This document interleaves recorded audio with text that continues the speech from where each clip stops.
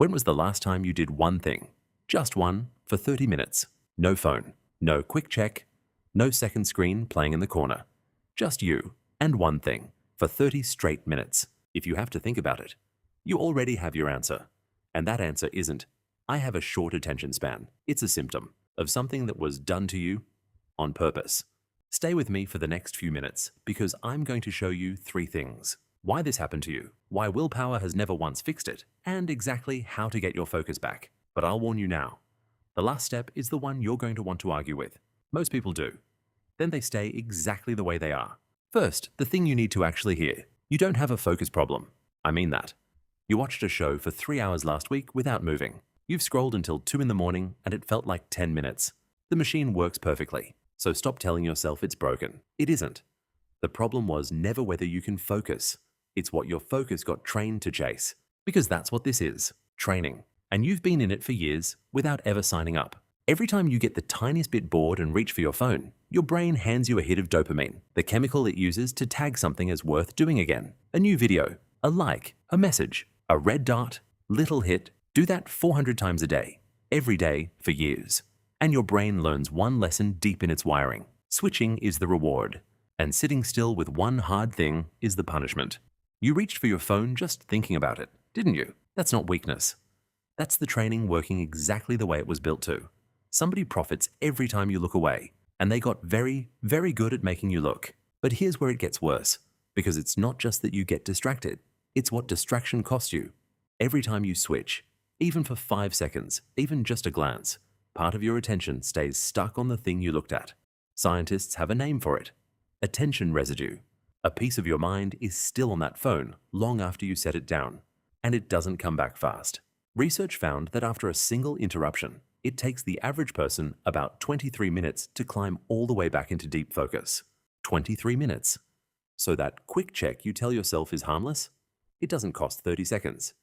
It costs you the next 23 minutes of your real attention. Which means if you check your phone every 10 minutes, you are never, not once in your entire day, running at full power. You've been living your whole life on a sliver of your own mind and blaming yourself for the results. And now the part you won't want to believe. It's not even about the phone being in your hand. Studies found that just having your phone on the desk, face down, silent, switched completely off, still drains 10 to 20% of your focus. Your brain knows it's there. Part of it is always, quietly, listening for it. So when you put your phone away, but it's still in arm's reach, and you can't understand why you still can't lock in, now you know. It was never a willpower problem. You were fighting your own wiring with a phone whispering in the background the whole time. Okay, so what do you actually do? And here's where I have to be straight with you. Because you've been waiting for the wrong thing this entire time. You've been treating focus like a mood. Sitting around waiting to feel focused, the way you'd wait to feel happy. And when the feeling doesn't show up, you decide something's wrong with you. Focus is not a mood, it's a skill. And skills don't arrive when you feel like it. You build them on purpose when you don't feel like it at all. Step 1. The phone does not go face down. It goes in another room. Not your pocket, another room. Out of sight, out of reach, so your brain finally stops listening for it. This one move beats every focus app ever made. Step 2. You stop trying to focus for 3 hours.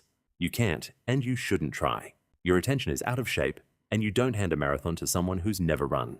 You start with 25 minutes, 1 task, 0 switching. And here's step 3, the one you're going to argue with. When the urge to check hits, and it will hit hard right around minute 4, you don't obey it. You sit in the discomfort and you keep going.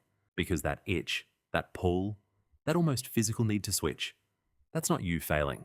That is the exact feeling of your brain rewiring itself back. You wanted to know what progress feels like. That's it. It feels like discomfort you chose not to escape. Do that tomorrow and the day after. This took years to build, so it will not unbuild in an afternoon. But it does unbuild. The same brain that trained itself to crave the switch can train itself back. And studies show real, measurable improvement in about 2 weeks. 2 weeks to start getting your own mind back. So here's the truth you came here for, whether you wanted it or not. You were never broken. You were never lazy. You were trained. And anything you can be trained into, you can be trained out of.